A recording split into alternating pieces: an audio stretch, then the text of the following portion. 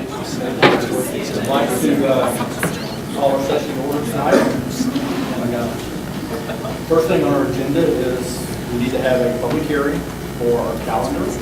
So let the record show that all board members are present, except for Jill. Jill's on that conference. Here.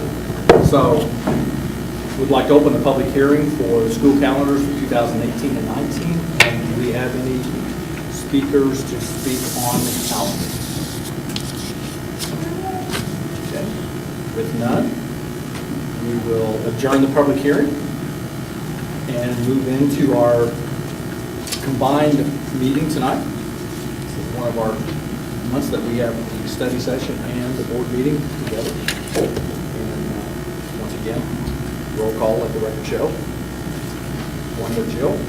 And at this point, I would like to introduce Stephen for the Pledge of Allegiance. Good evening, ladies and gentlemen. Thank you. Tonight, I would like to introduce you to a young man by the name of Jake Wilkinson. He is a fourth grader representing Mann Elementary School. Jake, would you come, please? I'm going to introduce you. Jake serves as a member of Mann Student Council, and he is involved in many activities outside of school as well. His peers look to Jake for leadership because he is such a natural leader. He is personable and friendly to everyone, and he's always willing to help. The Mann Elementary mission statement says it all, and I quote, "Mann Eagles strive to become lifelong learners and productive citizens. We do this by always putting forth our best effort, being active in our learning and remaining safe, respectful, and responsible." According to Jake's principal, Mrs. Brittany Payne, Jake truly represents this. She says, he is one of the most respectful students that she has ever encountered and is a model citizen. So tonight, Jake is accompanied by Mrs. Payne and his parents, Brad and Carmen Wilkinson. And we ask that you would please stand so we could recognize you as well, Mrs. Payne and Mr. and Mrs. Wilkinson. Okay, so at this time, I ask that everyone please rise as Jake leads us in the Pledge of Allegiance. Whenever you're ready, Jake. Pledge allegiance to the flag of the United States of America and to the republic for which it stands, one nation, under God, indivisible, with liberty and justice for all. And it is our pleasure to present you this certificate, Jake, to thank you for your leadership. And we're going to take a photo here with Mr. Reese. He's also the coolest dressed here. There is no question about that. And Stephen, does he have some siblings here? Did I miss your siblings? Oh my goodness. First, please. Can they stand Can up? you share your names with us? Noah. Awesome. Oh, wow. Oh, my gosh. That's quite an audience, Jake. That's great. Well, we will now move forward with our honoring excellence this evening, and I'd like to introduce you to Ms. Tammy Stein. She is a teacher at Bowerman Elementary School. Ms. Stein, would you please come forward? If you could just stand right up here so the board can see you. Thank you so much. I get to brag on you for a moment. Earlier this month, Ms. Stein was named Missouri's Outstanding Mathematics Coach of 2017. The honor was bestowed by the Missouri Council of Teachers of Mathematics at its annual conference December 1st. Ms. Stein has been an educator since 1997. While at Bowerman, she has focused her talents on improving math education. She's a member of multiple professional organizations, has given numerous presentations, both locally and at the statewide level, and contributed at the national level by reviewing articles for the journal Teaching Children Mathematics. Ms. Stein's professionalism and her expertise were noticed by Professor Joanne Barnett from Missouri State University. Professor Barnett teaches the Math Specialist Program and the Math for the Teacher program at MSU, and she nominated Ms. Stein for this state recognition. Please join us in congratulating Ms. Tammy Stein.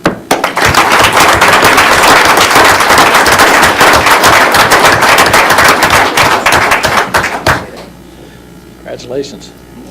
Thank you. And finally, it is our pleasure to highlight this month's Power of One story. As you remember, this campaign allows us to spotlight SPS employees who go above and beyond to make an impact on the lives of children. We select one of those outstanding examples each month, and we tell the story through video. So here is our December Power of One story, Mr. Sean Nevels. Just be yourself. That's the only thing you can do as a teacher. Everybody has their own gifts. Everybody has their own technique. My thing is just to be me. Be excited about what I do, love what I do, be passionate about it, and show that passion to my athletes. My name is Sean Nevels. I'm the head football coach, assistant track coach, and PE teacher here at Central High School. I'm from St. Louis, Missouri, born and raised. I went to Hazelwood West High School. Outside of work, I like to exercise, try to hang out with my family as much as I can. My favorite thing about him is he's always lifting us up and always joyful. Like, he likes to jump around, keep everybody up. Morning workouts is a program that Coach just started last year. We work towards building character, building muscle. Morning workouts, so we come in here at 6:15, we get straight to it.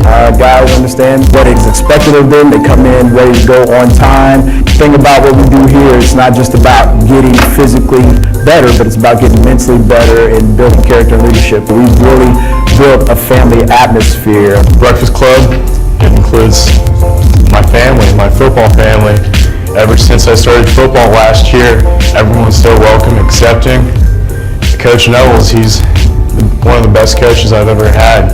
Any student that I affect, whether it be an athlete or just a student in the classroom, is basically for them to go on in life and be productive, be a good citizen in the community, and then develop wonderful relationships with everybody around them.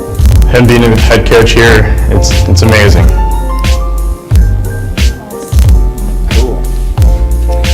So it is my pleasure to introduce you to Mr. Sean Nevels, head football coach and assistant track coach.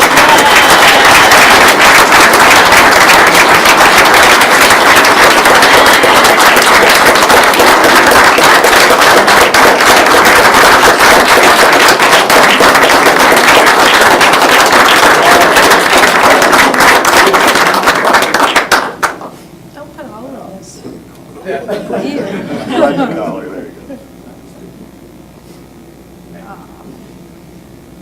Come on, Jerry. Come on, man.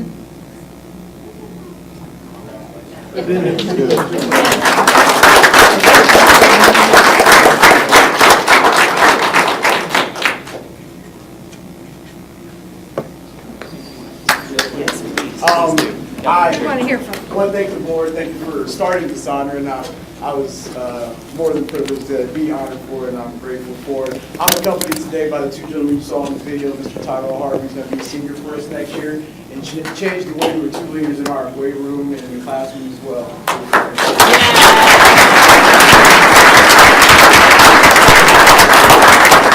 Also, 2 rows back, my wife Tanika and my son Sean Jr. Our daughter can be with us at the choir concert at 7, so we're gonna be. But she was up with me, so.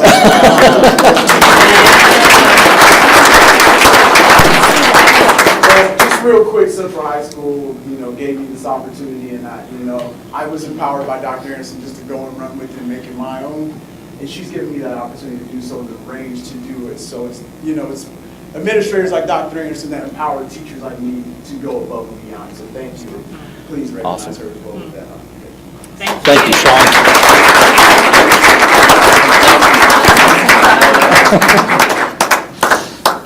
That's fantastic. And Mr. Nevels is just one example of the many Power of One stories that are being shared across our district.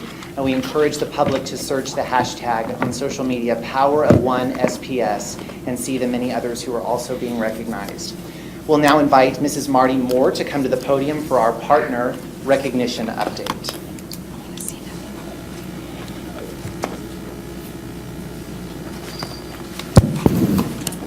The holiday season is upon us, ushering in a season of celebration traditionally marked by gift giving.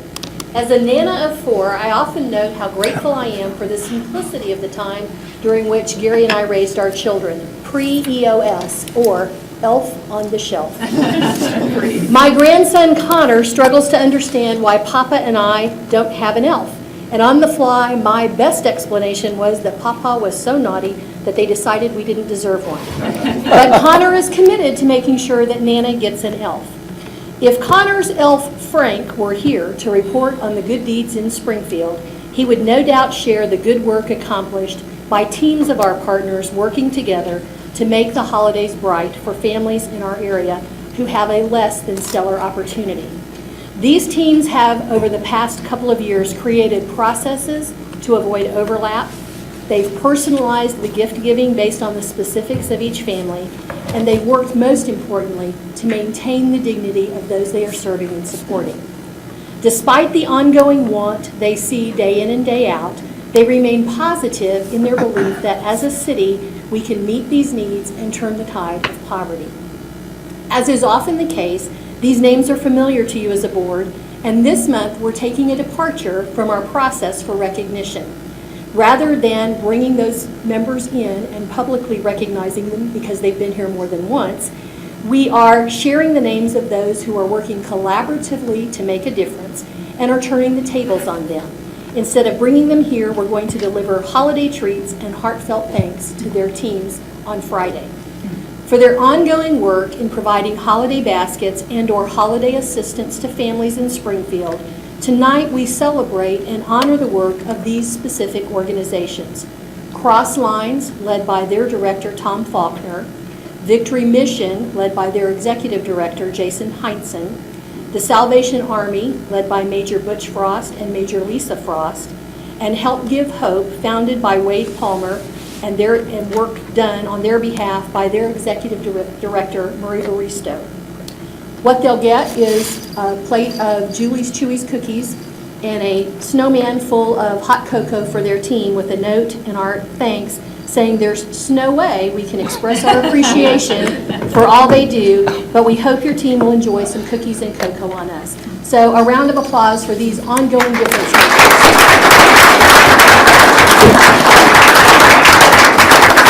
And happy holidays. Thank you. That's pretty cool.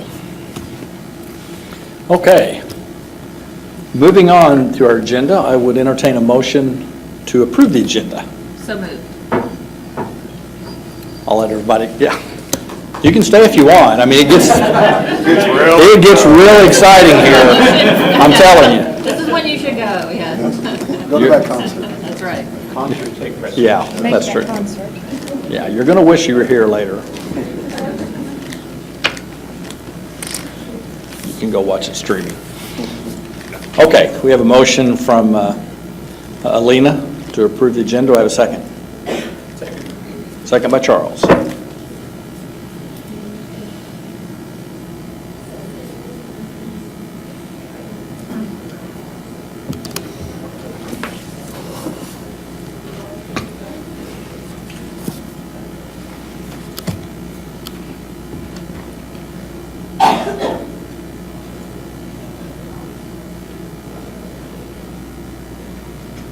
Okay, thank you. Okay, public comments for agenda items. Do we have any for none? Okay. All right, moving on to consent agenda.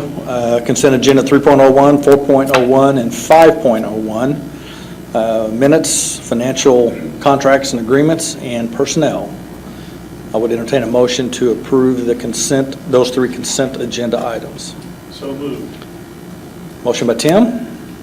There's your second. I'll second. Second by Denise.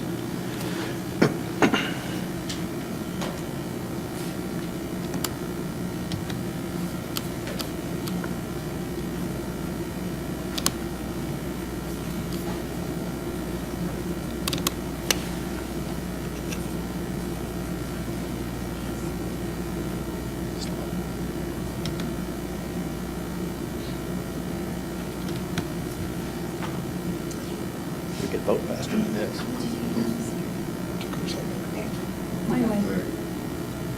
had to really punch it. Sorry.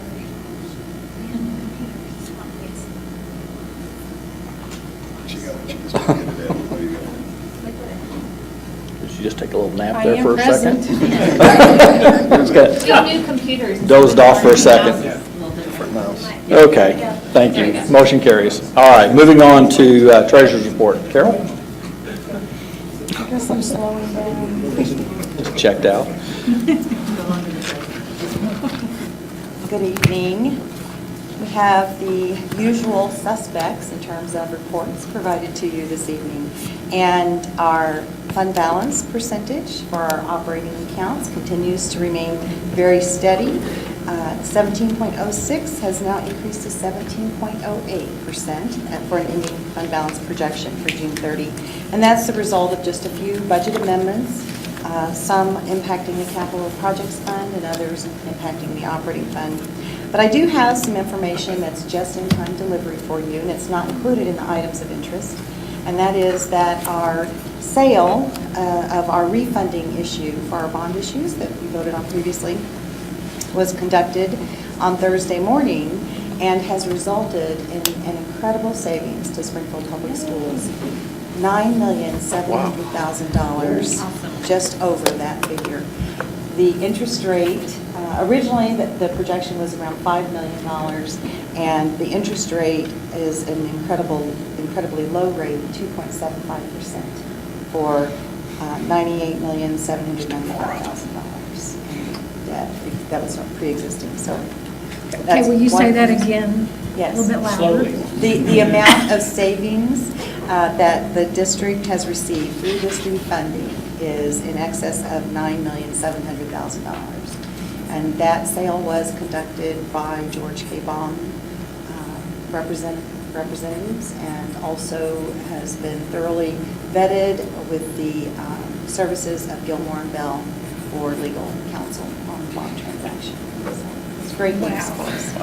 So that's the highlight, even though it didn't make it in time for treasurer's report posting. But I'd be happy to answer any questions you may have about any of the information provided. We'll let it be late tonight. That's a good It's thing. going to have to That's sink right. in. I know. Let that sink in. Super awesome. That's a good deal to get it done now. Yeah, on our debt. And Not like anyone's ahead of going to time. waste $9.7 million. It's our debts. That's right. I mean, this is a wonderful thing. Yes. Were we just estimating really conservatively? Well, there were a few factors. Recall that we added in issues at the last minute. Originally, it was around a $5 million savings projection. That was conservative, and then we added those other issues in when we found that they were at risk of no longer carrying a subsidy. So we're very blessed with the result of this. I would say that the market hit just right. I was actually chatting with our reps from George K today, and they said some of our other districts that are just a day later or 2 days later is not hitting where we hit. So a little bit good faith, right? So Yeah. We were one of the first at the line. yeah, I think moving quickly helps. Yes, because I figured there might have been a risk of a lot of people coming to the Saturation, market for sure. at this point. Yep, that's great. Always good to be first. Any questions for Carol? Okay. Good job. That's good news. Yeah. All right. I would entertain a motion to approve the treasurer's report. A really good treasurer's report. Second. Motion by Charles, second by Tim.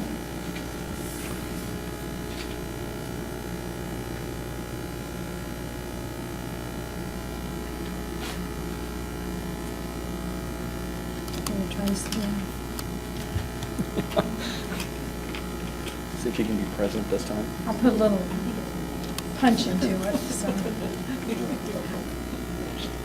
it.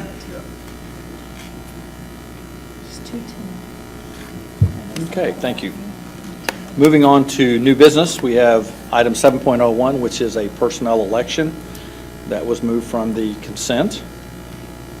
And so I would entertain a motion to approve the personnel election as presented.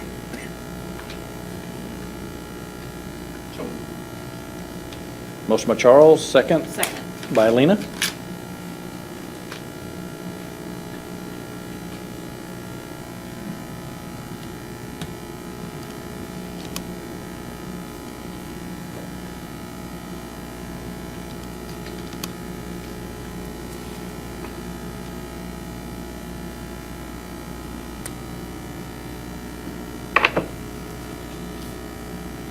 Okay, motion carried.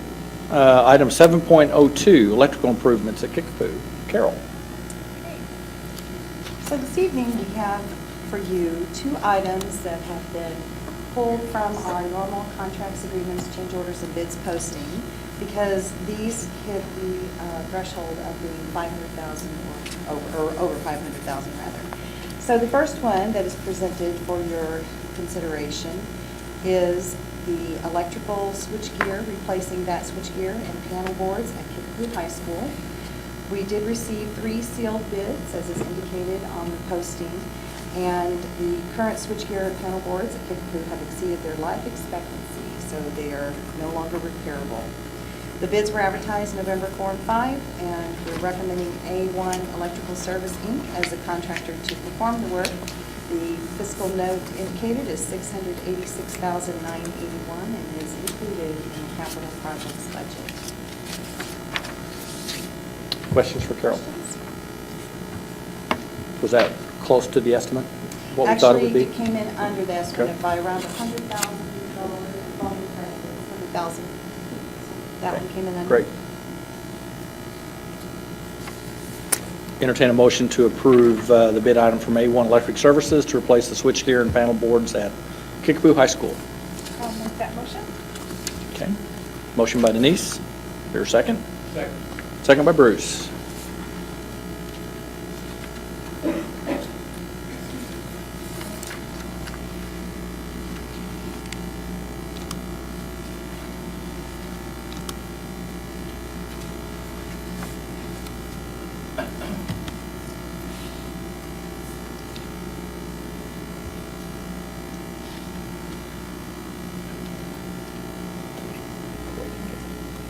All right, motion carried. Item .703, dehumidification system, say that 3 times real fast, and control replacement at the natatorium. Carol? So this is for equipment at the natatorium, as was indicated. And again, this is equipment replacement because it's exceeded its life expectancy and is no longer repairable. We did receive 4 sealed bids to replace the controls and dehumidification. The bids were advertised November 11 and 12. And the recommendation is for Gold Mechanical as the contractor to perform this work. Fiscal note is $686,160, and that is also part of the capital projects budget. I will tell you that the original estimate on this one was $625,875, so it came in a little high, and that's typical in this business. It ebbs and flows. Questions for Carol?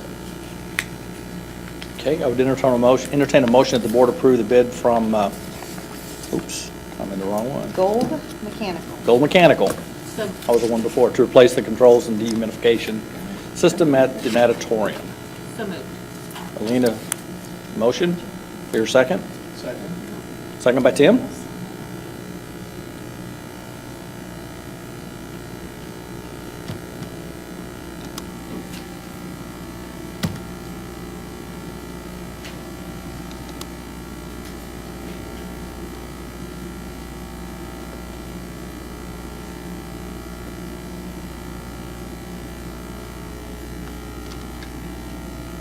Okay, motion carried. Moving on to item 8.01, 2018-2019 school calendar. Just had our public hearing. No comments. Any questions from the board? This was presented at the Last meeting, and last so, meeting. okay, none? I would entertain a motion to approve the calendar for school year 2018 and 19. So moved. Motion by Charles. Your second? Second. Second by Bruce.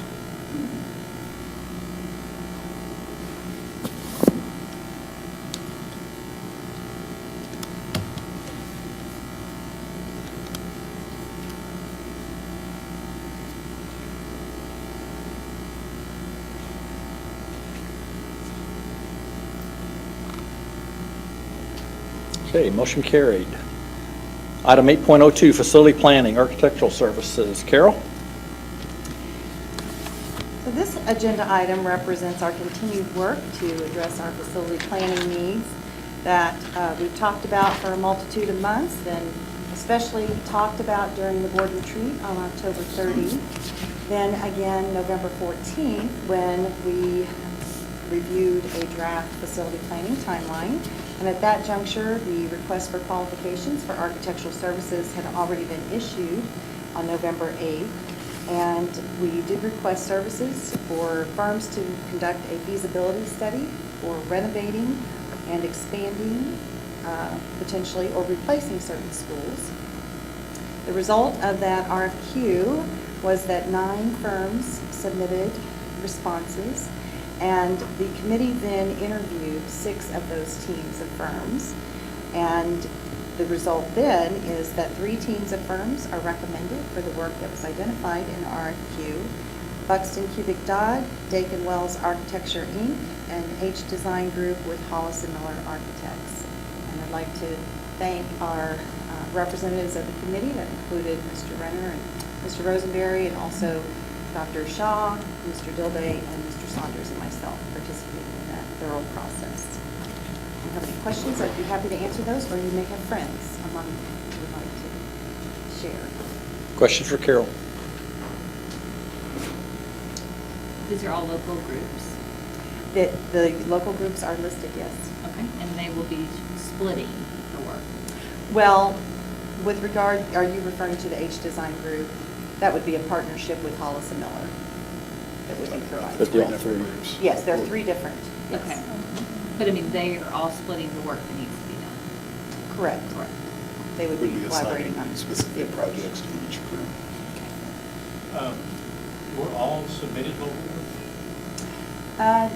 No, we had, well, there were some others that were combined representation as I well. think there, of the 9 that submitted, 4? I want to say 4 had non-local firms as the design firms, or design consultants. I think that's right. But all of these firms have what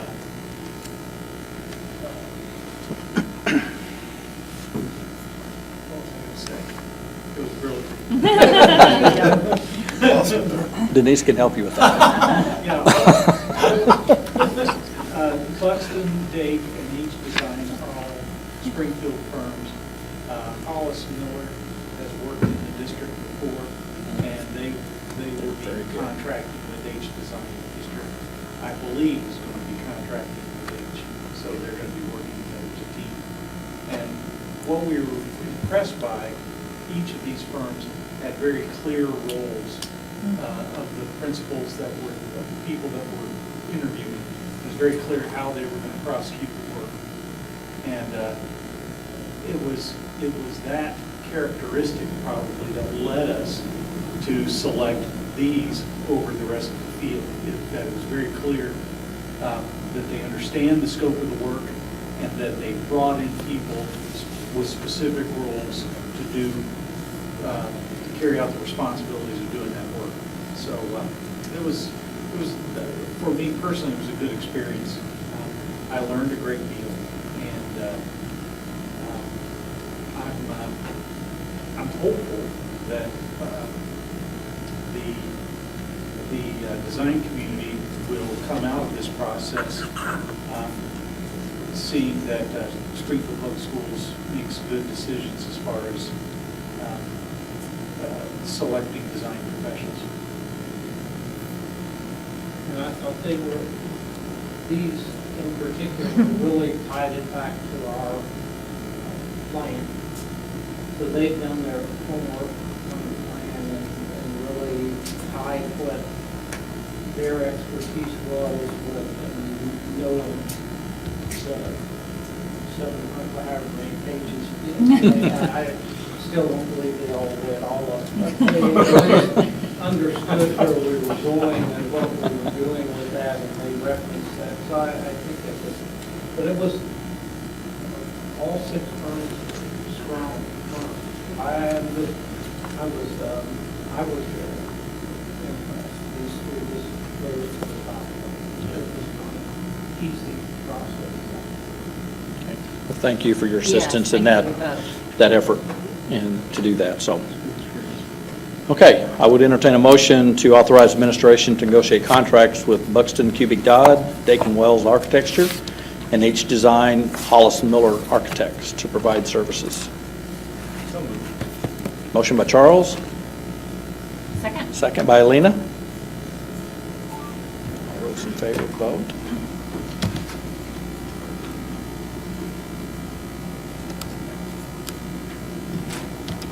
Whoa. I ought to change vote. Yeah, this would not be good if you were. You're on the committee. I'm putting pressure on. That's why I Is it a spoke full up. moon tonight or what? Can he fall asleep? Doesn't vote right, Charles? I Never say that about me. I'm gonna have to go for It's a different night, professional development. different It's night like tonight. 4 This is a o'clock. weird night. Okay. All right, moving on to 9.01, public comments for non-agenda items. The Board of Education will allow comments on topics not related to printed agenda. Comments will be limited to 3 minutes for each speaker and will be timed, and you'll see a time up on the screen, a clock up there. It's inappropriate to address the board about individual students or individual staff members by name in an open meeting. If you have concerns about individuals, these concerns should be addressed to the appropriate administrative supervisors, either in the school or in the district office. The board uses this time in our meeting to listen to comments and/or concerns from the public, but will not comment or engage with speakers during this meeting. And we do have 2 speakers tonight. The first one is O'Brien Daniels.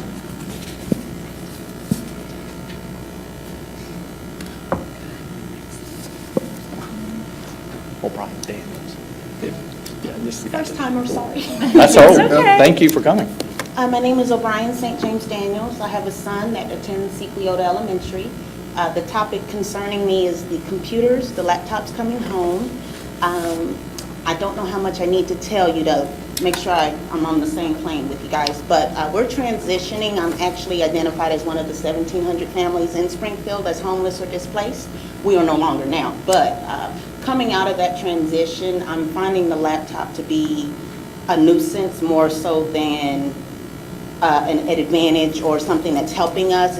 It's distracting, and it's actually causing him to be distracted in class. Today we actually had an incident where he was playing roadblocks or something on the computer, and then when the laptop comes home, it's very hard for me to get him interested in anything else other than this laptop. So it's at the point now, I've asked the laptop to stay at the school. I'm a single parent, so trying to keep a handle on all these things at the same time. I just don't know what the plan is going forward. I really feel like 3rd grade is too young for that type of responsibility. I don't know what other families are dealing with and what their experience has been, but for us, it has not been good. It's actually hindering us. We need hands-on, one-on-one teacher, Ozark literacy type programs. The computer, it's just too much, in my opinion, for his age level. And I just wanted to let that be known. I'm not sure if there's been other parents with concerns or not. In my family, it has been, so I thought, let me come tonight and just put it out there that I don't know that this is the best way going forward, and I didn't know where the board was going forward with the laptop in the school and all of that. Thank you. Thank you for your comments. Thank you.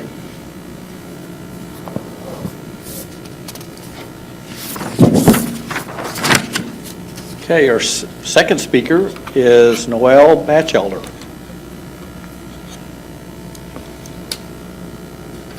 Hi, I'm Noelle Batchelder, and I'm a senior at Kickapoo High School. I am sure that you are all aware of the confusion in our district concerning the academies being piloted for freshmen at Hillcrest and Glendale next year. I've been researching and conducting interviews that have led me to several unsettling different conclusions about this new development. As it stands, we do not know whether to believe these new changes to be positive or negative, and currently they can only be determined to be negative due to the lack of information that has been provided and the amount that has been withheld. So, on behalf of the students and general public, I would like to request a timely release of information about the academy so that the community may have an informed say on the matter. Thank you. Thank you.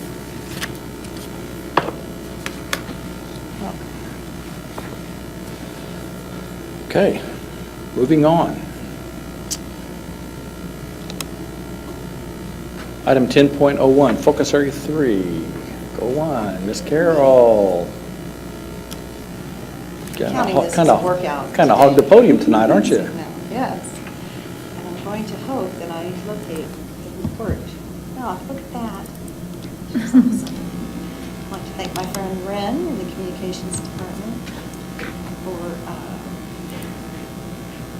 the help in developing this report.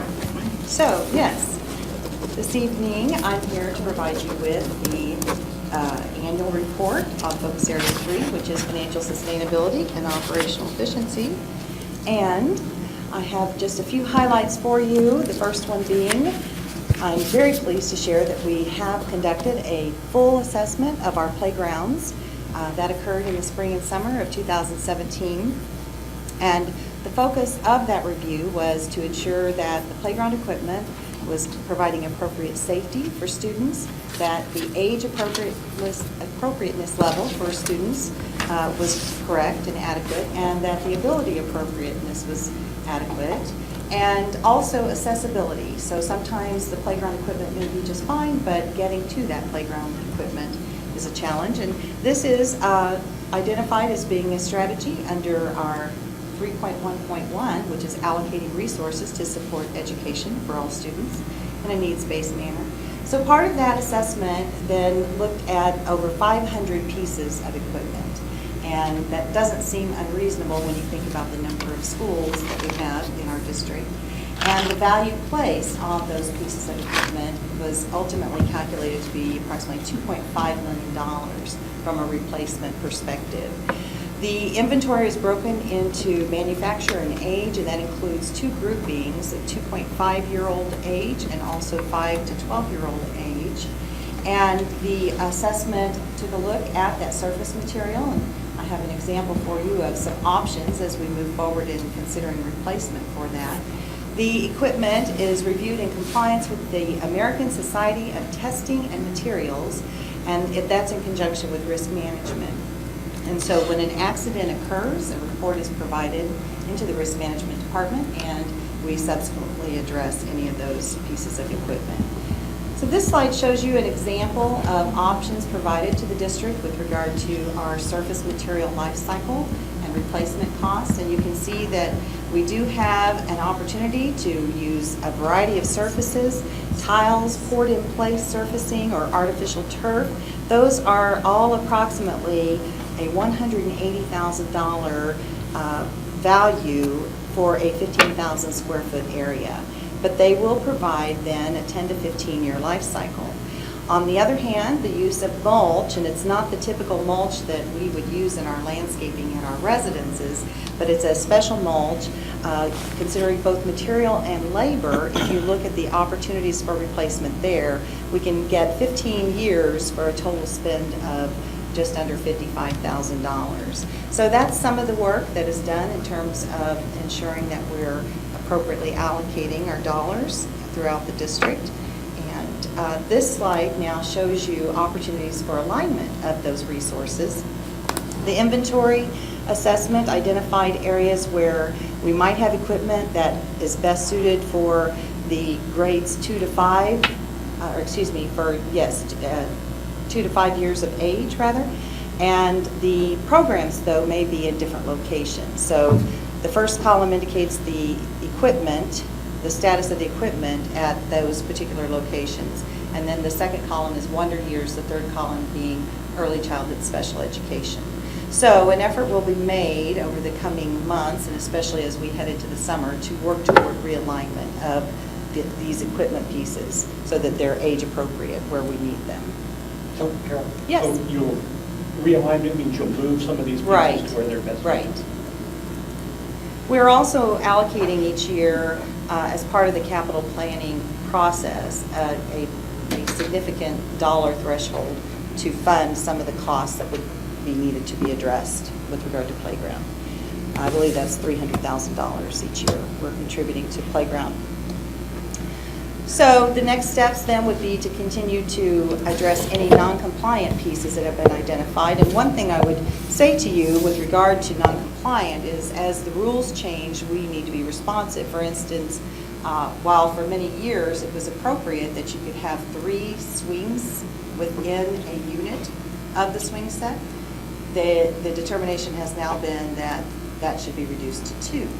So sometimes it might be removing a piece of equipment, but then that reduces opportunities for kids as well. So prioritizing the locations where we need to first take a look at the surface materials that are due for replacement will be part of the work. And then, again, continuing that evaluation of age and ability and accessibility, as well as safety.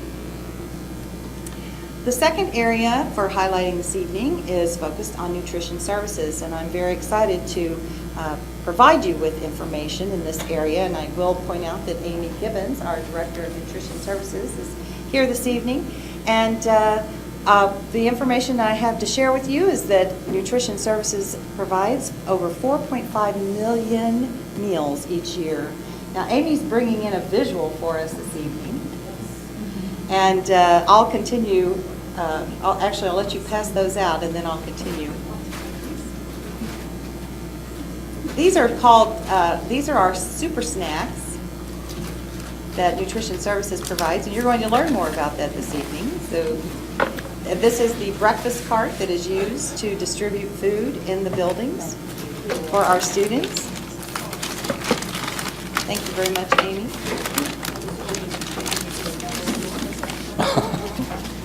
Didn't know we'd have a visual. We didn't bring children, but we brought This is a deal. That which cares for them. You can never go wrong with food. I know. Yeah. Never.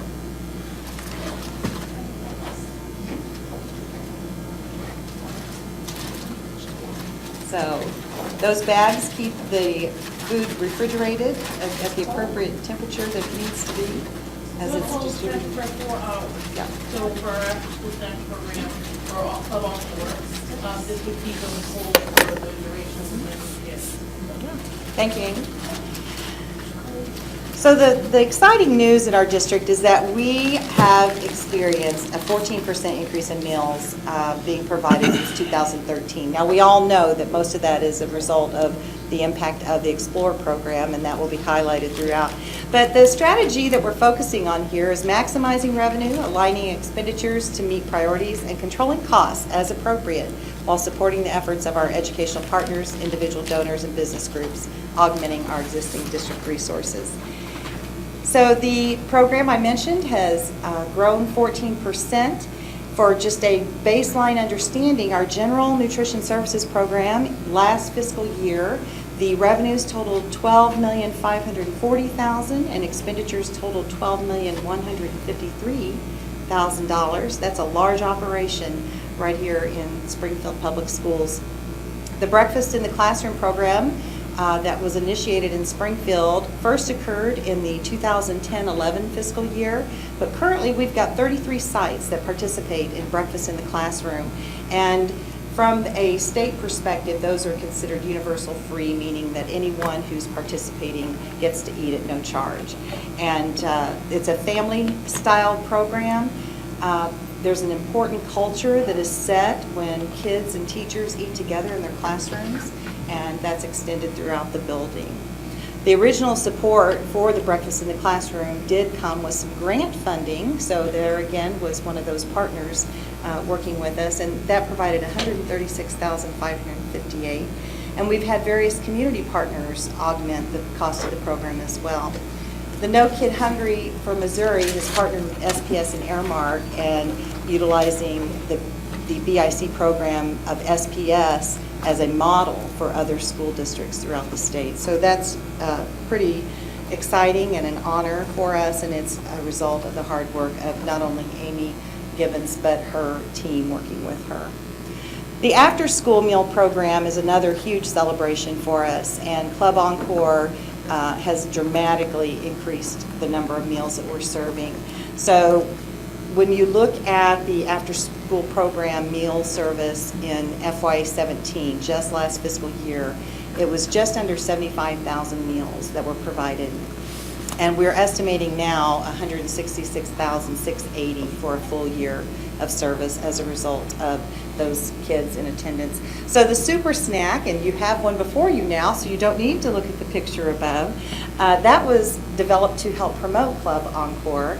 And this is something I'll say that Amy reports to me that kids are excited about getting these bags. And these bags are something that you find in the local grocery store retailer, where they use them for chicken bags, so they can keep it warm or keep it chilled as well. So the expenditures of this after-school meal program are 100% funded by the Missouri Department of Health and Senior Services through the USDA, or U.S. Department of Agriculture. So then the next highlight for us this evening is the summer meal program. And as you well know, we call summer programming Explore, and our nutrition services team has stepped up to support those kids in attendance through that program. So in summer 2017, 335,399 meals were served, and that's up 48,707, up from 48,707 rather in the 2014 summer. So that's a 589% increase of meals served in Springfield Public Schools. So this graph shows you, looking at the data that I've shared, it shows you that if you take a look back in the 2013-14 year, the red line represents the expenditures, the blue line represents revenue. You can see that there was a gap that existed during that fiscal year, and that gap has continued to close. And moving into FY17, you see that we did have a favorable operation occur. Now, I will highlight that anytime we're working on setting meal prices, we are always compliant with the requirement upon us by the U.S. Department of Agriculture, and they have certain stipulations for setting the meal price of the free and reduced lunch students that then translates to all meal prices. So we are compliant with that each year. This is a slide that highlights the BIC participation impact by year. So as you can see at the bottom of each of those graphs, for each year, you can see the number of sites that were added. So we added 4 sites in the FY11 fiscal year. We added 14 sites FY12, 11 sites FY13, 3 sites FY14, and then 1 site FY17. And there is a plan to add another site. That would be Carver coming up. So where this has been implemented, you can see that the increase has been by 36 to 48% when comparing the year prior to the year of implementation. So certainly opens up the door for additional participation for kids to eat. And we know that when kids eat, they are ready to learn, and that matters for our students. This shows you a slide of that growth in the meals served after school. And as you can see, we are expecting an increase of 92,382 based on a full year of service, and that's nearly a 125% increase in meals served. This slide shows that growth of the Explore program impact on our summer program. And again, 2014, we started at 48,707.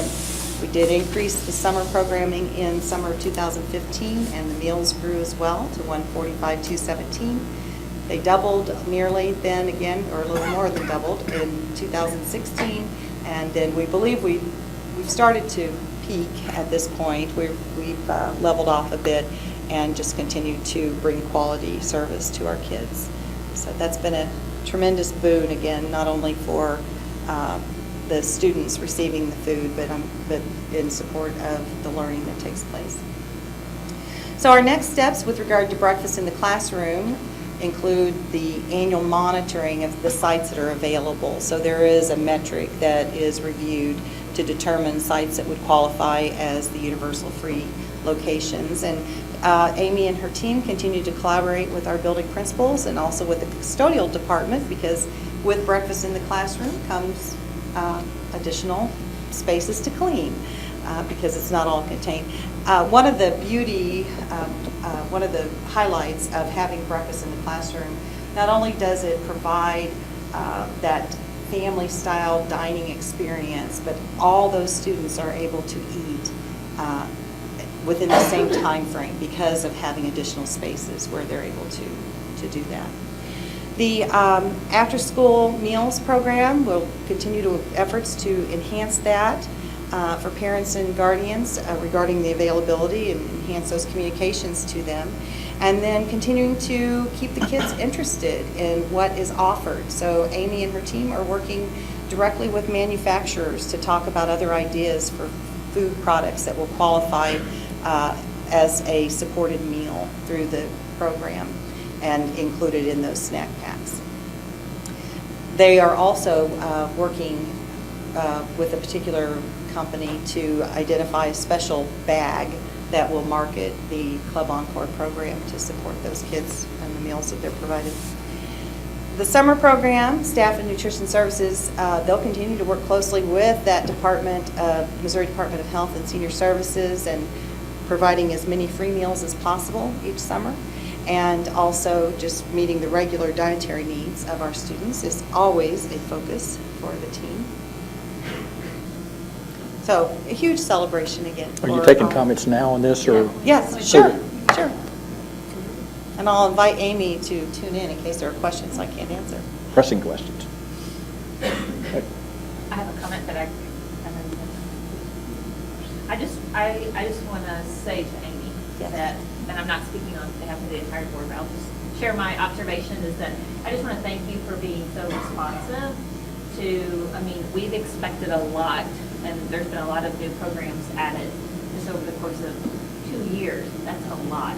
So thank you for being responsive. Thank you for always caring about the kids. And just know, I know when I hear from teachers that you are truly a partner in the classroom for the teachers. And so I just want to say publicly thank you. Thank you so much. And I know you've got a great team. The people I've Absolutely. interacted with are, they're behind you in that mission. So thank you. I would have to say that all of our folks in the schools, they're here for the kids. We certainly know that their jobs are hard, so I know as we look at new programs and as we implement, it's always how do we support the kids, support the learning, and how to get it done within the amount of time we have to do it, which is always our challenge. But we actually appreciate it because we love the fact that we have such innovative programs that we can support in our schools. A lot of districts just don't have those, so this is great for us. So Club Encore was a challenge for us. How do we make that work to cover our labor, because snack versus super snack? As you can see, the decision to serve a dinner versus a snack, it was to support our labor for the kids, so we'd have enough people to serve them. Absolutely, thank you.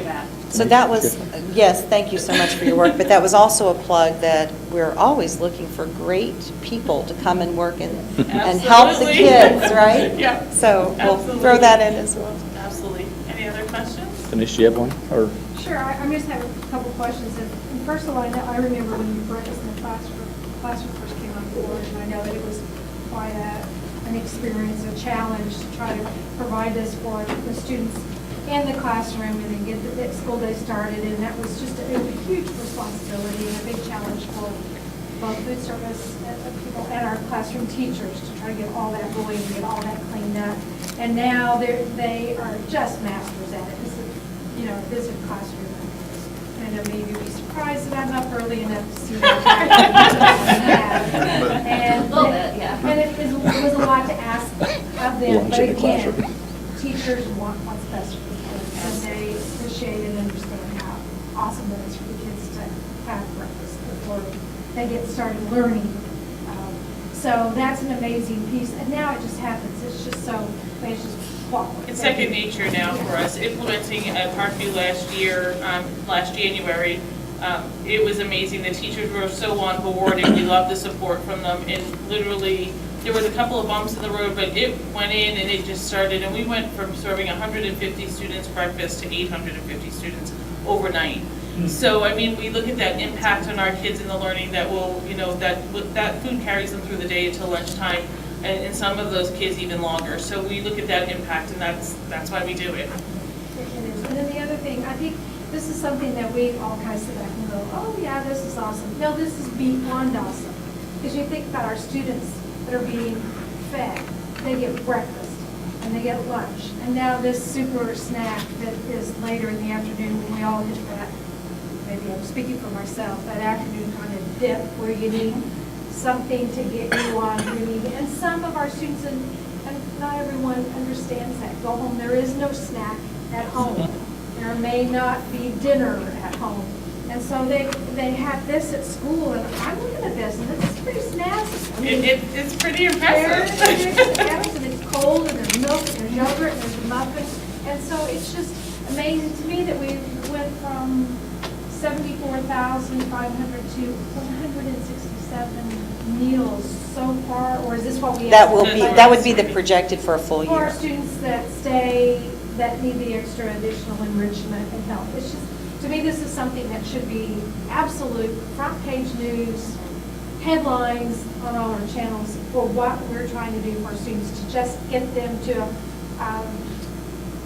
a place where they can even start to learn how to pronounce their S's. Absolutely. And how to begin understanding numbers. So I don't know, I just, want you to know just how amazing I think this is, and I hope that we can help our community understand what is happening in terms of food service for students, the work you're doing, the work our teachers are doing, our administrators are bringing this on. This is an absolutely fantastic program. If I could just put it in a slight impact, the first 80 days of Club Encore, we served over half of what we served all year last year. So just over half. So we served almost 43,000 meals on just the first 80 days of Club Encore. So if we look at that in comparison to last year, we've already beat half of it. So for that, the amount of kids that we're feeding, it's pretty impactful. And if I may say on a personal note, I would have been considered homeless as a student. So as I go through this is what I think about every single day. I didn't know I was considered homeless back then, but this is why I do what I do. It's because, we're here for the kids. So thank you so much. Well, I got a comment too, besides thank you. And it's not like it used to be.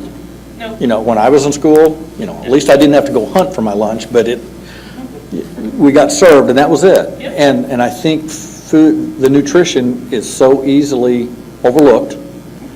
And the one thing I like about you and Aramark is you get it, and you get that you're not in food service.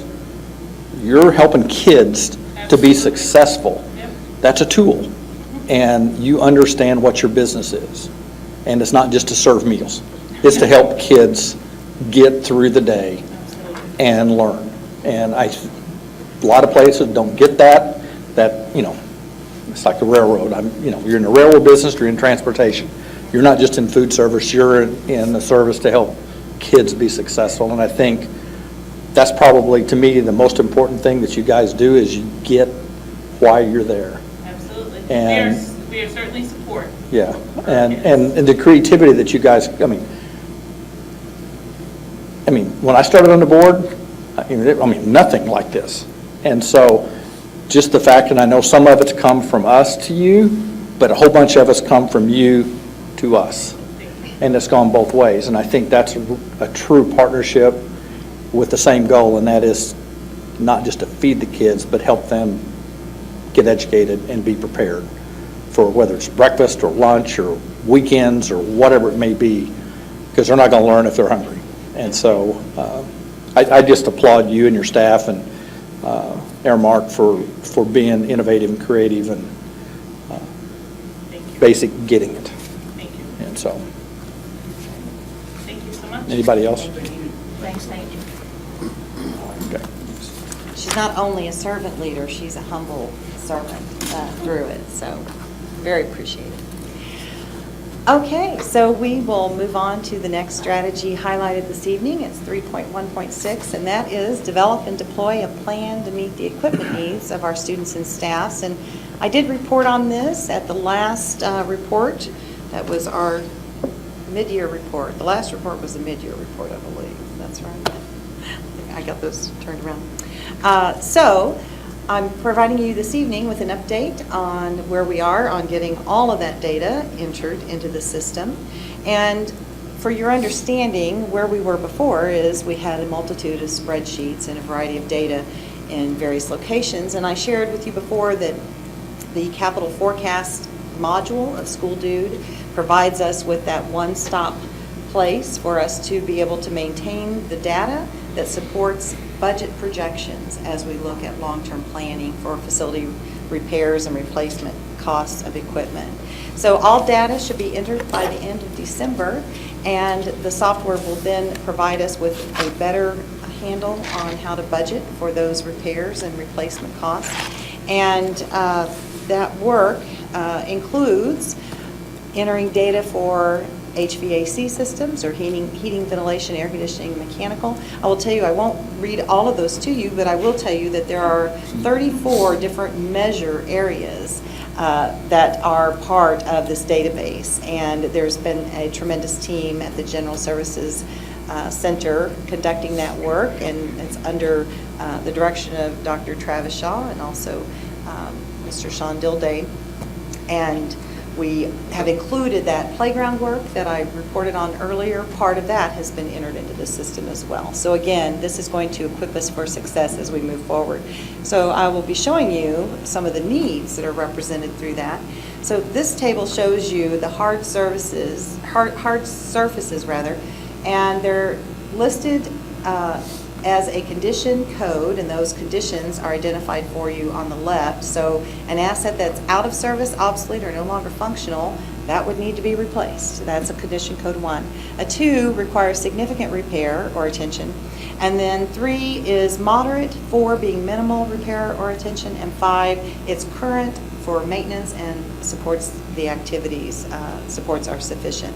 So this particular graph shows you that the hard surfaces, and those hard surfaces would be representative of any area requiring asphalt.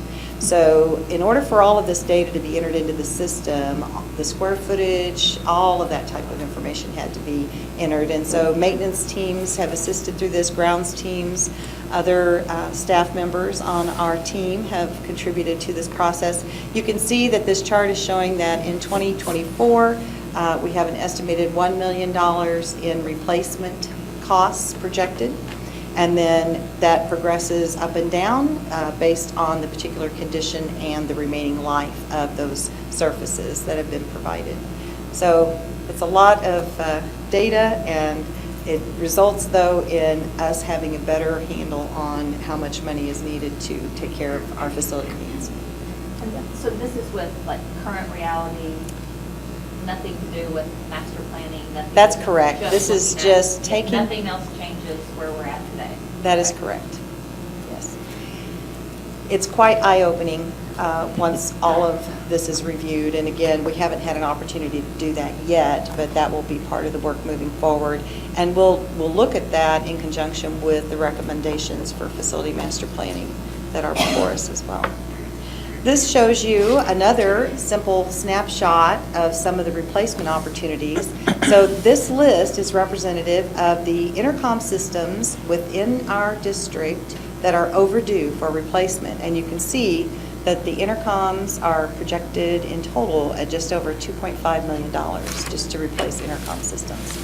So that's not what we typically do, though. And if we had, and I'll remind you, as we talked about facility master planning and capital planning in previous meetings, I shared at some point that in the past we had averaged between $3 to $4 million, typically around $4 million of investments each year for capital planning purposes. And in a system this size, that is not enough, because we have in excess of 4 million square feet of buildings to maintain, and a multitude of buildings, and they are aging buildings, as we've identified throughout that conversation. So we will need to develop a strategy for determining how we best approach the data that we will have to utilize as we move forward in attending to the needs of our buildings for our students and staffs. So next steps, again, finish that data entry, and that includes getting all the vehicles in. We've got wiring and plumbing and some domestic water line and sanitary waste line information. That one was interesting to me that they include that in there. And then nutrition services equipment. We need to stay up to date on that equipment as well. The data will then, we'll develop some processing protocols, reporting protocols, so that we can address these needs and provide that as part of our annual budgeting process as well. So this moves me to the last section of this report this evening, and I'm happy to share that we have some preliminary data that has been received, and this data is relative to responses by certificated staff members.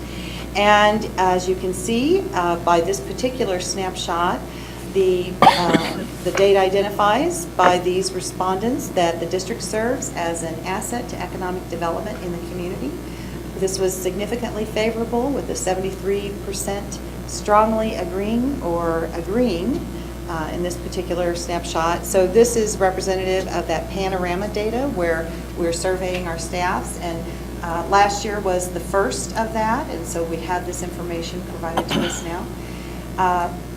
We are continuing to develop efforts in terms of surveying the entire population, but we're not there yet. But this is a step in that right direction. This particular snapshot shows us opportunities for improvement. And again, remember that this is certificated staffs, and the question posed was, the district effectively improves processes and procedures to remove barriers impacting work efficiency. And as you can see, we have opportunity for improvement where favorable responses are noted at 43%, and 34% though are neutral. So further identifying what it is that caused 486 people responding to be neutral on that, or those that are not in agreement that we've been able to improve processes and procedures, identifying what those might be. So we'll need to dig a little more deeply into that metric to figure out solutions to those barriers for them. Carol, in the way the survey is constructed, is neutral neutral? Yes. Or is neutral sort of My interpretation is neutral is neutral. Yes, it's midpoint. So, and I know that there are some surveys that are designed that force people to stay on the positive or the negative, but this truly did have that neutral option. Okay. And then I have one more snapshot of survey results, and this is the district effectively partners with local nonprofit organizations to meet the needs of students, including health, hunger, hygiene, and clothing. And obviously a highly favorable response to that at 85%, agreeing or strongly agreeing that the district is effectively partnering, and I think that we've all benefited from some of that, the demonstration of that reported in meetings such as this. So that concludes the survey information. And moving forward to address Focus Area 3, the total of 6 strategies within that, we're still working on that improvement process. We're creating cross-functional teams everywhere we can to address those operational efficiency efforts. So that's, again, where it'll be interesting for me for us to learn more about the instructional side of the house and what type of operational efforts we might engage in with that group. We also, 3.1.4, cross-functional teams with regard to BKD. So we've accumulated all of the audit reports dating back for several years, and we've identified those stakeholders who could work to address any remaining opportunities for improvement. And some of those were reported to you just last year through those BKD internal audit reports. Then lastly, deploy the facility master plan. As you know, we're still in process of that, and one of the efforts to that end was the work that you did this evening to approve the recommendation for architectural services. So that concludes the presentation. If you have any questions, I'd be happy to answer those. Question for Carol? Great report.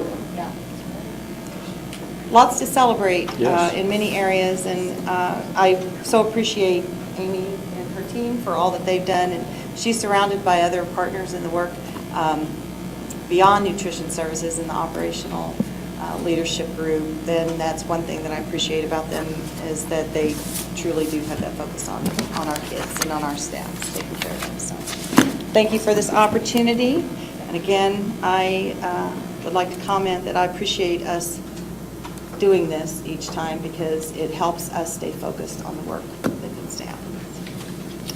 Great.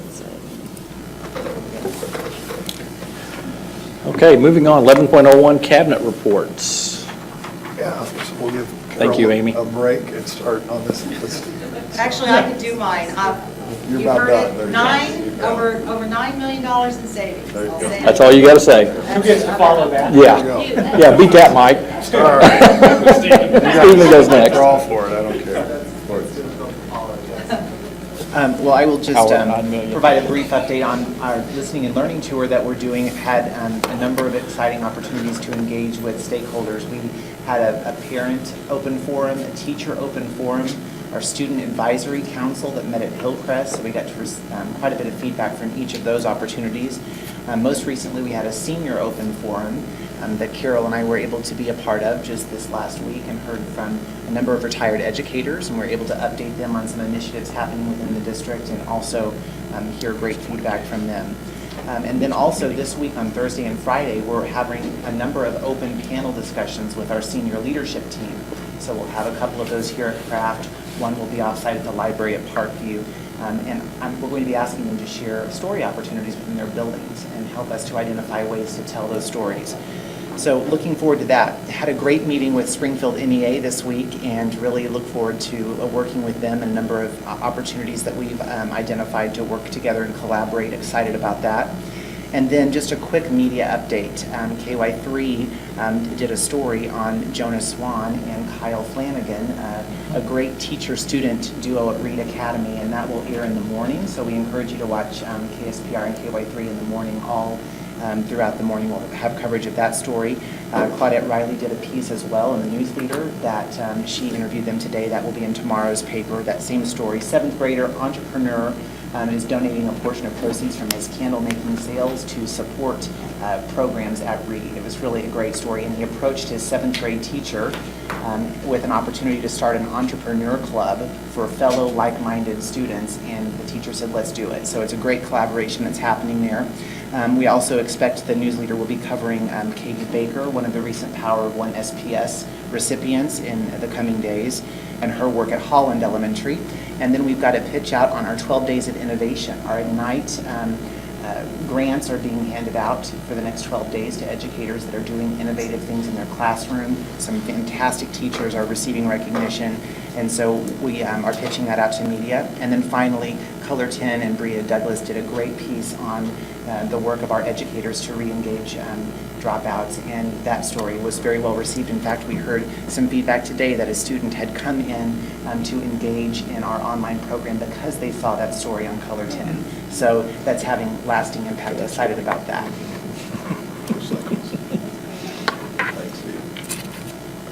Just a couple quick things for your information. Last time we met, we talked about the early notice incentive that we're extending again this year, and so that information went out to staff just prior to Thanksgiving, and those are coming in regularly.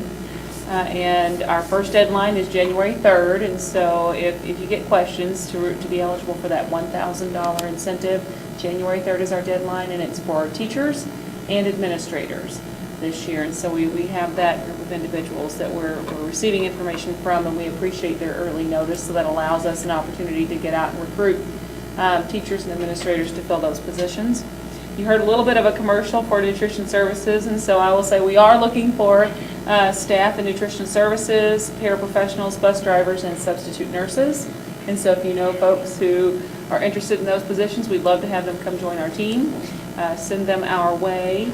We have posted internally for our staff only at this point our summer school or explore positions from principal all the way through the ranks, every position. Those are posted now, and so we encourage our staff members to go out and look at those and apply to participate in Explore this summer. Once we fill all of those spots with those internal employees who are interested, then we'll reach outside in our community, but the vast majority of positions will be filled by our own staff. And then just before the break, we intend to have positions posted for 18-19 and begin that early hiring process to fill our pool for the 18-19 school year. And so all of that should be coming out shortly. And we're really excited about the opportunity to recruit and hire for the upcoming school year. Are we staying busy? We are. It's exciting. Never dull.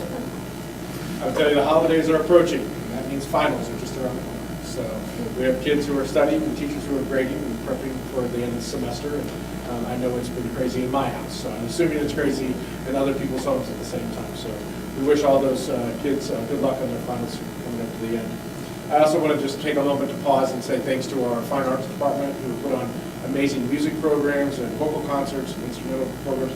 They've been outstanding all over the city. I know we have some people rush off to some tonight, so I want to thank them for their efforts. And then lastly, with the holidays approaching, so that means tournaments are approaching. So we have Pink and White will be available, tickets are available, and then Tournament of Champions is just right around the corner. That's always a highlight, the best high school basketball tournament in the country. So we hope you'll be able to join us for that too. I will add that efforts continue to move forward with that sale of the Pepperdine building, and we'll continue to update you on that as it progresses. There's a planning and zoning meeting Thursday night. Okay. Very good. Sorry, you don't want to listen to me at this point. So only update that I would add is regarding, and you've received some questions and we had a comment tonight regarding academies updates. We do plan on at one of the January meetings to have an system update on kind of the progress, the work with the consultant, the pilot project that's under construction. So we'll be bringing that your way in January. Shift straight to legislative update if that's okay. A couple things. Number one, I've had the opportunity to have several legislators in our schools over the last week. I reach out, Kathy works really hard to schedule them.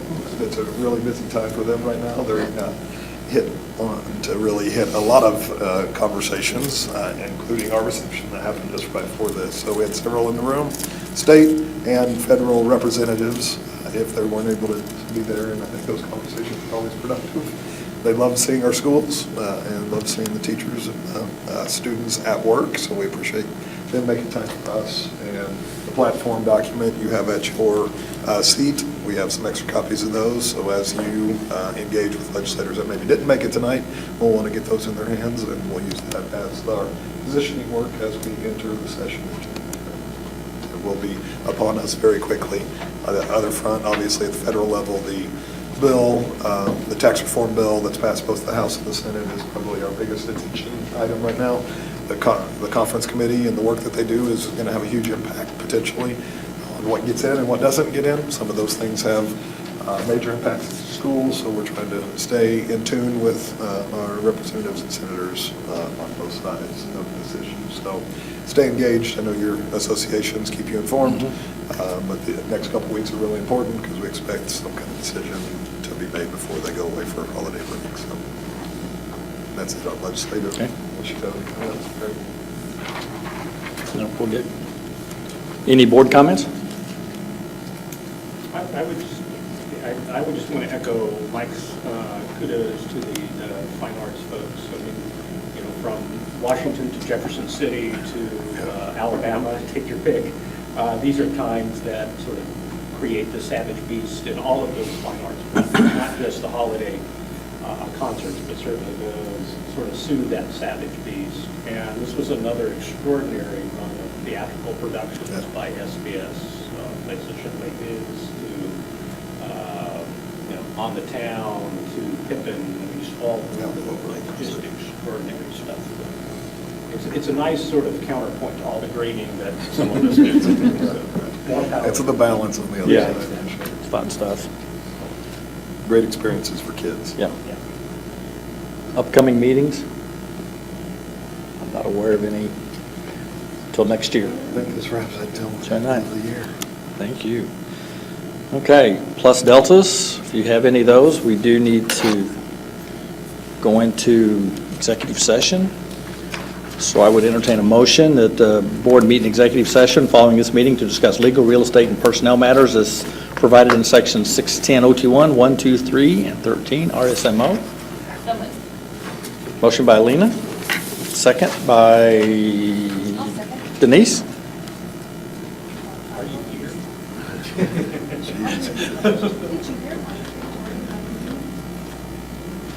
Okay. Awesome. Everybody have a Merry Christmas. Yes. And a Happy New Year.